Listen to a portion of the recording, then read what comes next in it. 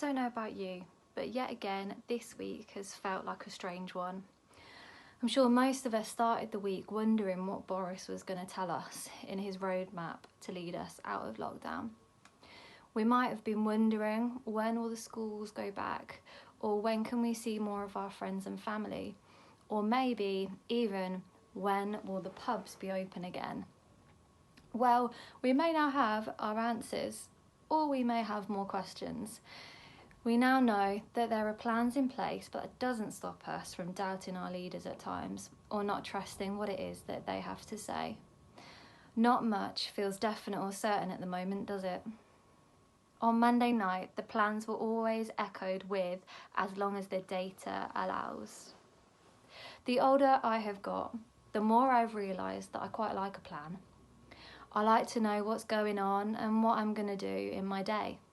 I used to think I liked spontaneity, but actually maybe on reflection it makes me feel pretty uncomfortable. And when it comes to relaxing, I love a good film. I love being able to chill and just be distracted for a couple of hours.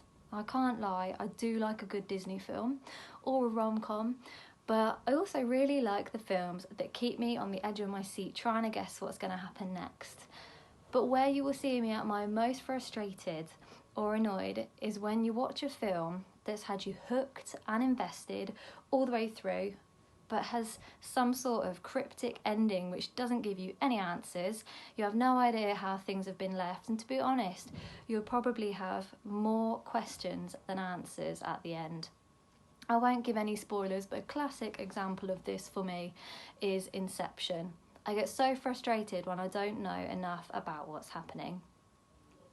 And over the past year, we have had many times of not knowing what is going on, not knowing how on earth this is all going to end, and have to trust others to make decisions for us. I've lost count of exactly how many times I've had to say, we'll just have to wait and see what happens.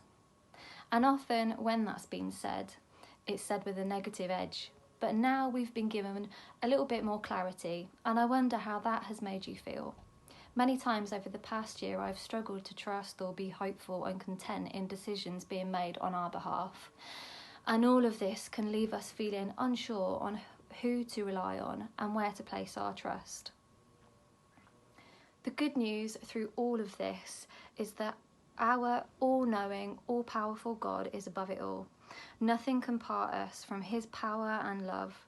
God is higher than COVID, and the Holy Spirit does not need to socially distance from us.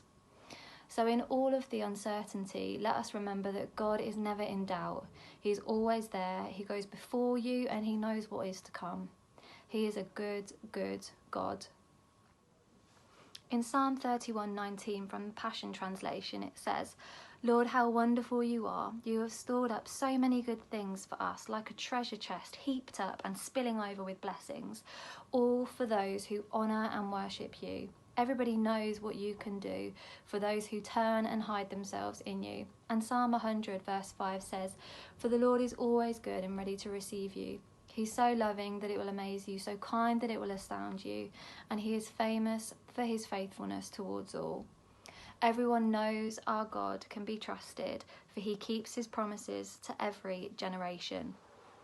So in the times where we struggle to know where to place our trust, and when we feel overwhelmed with uncertainty, let us remember to look up.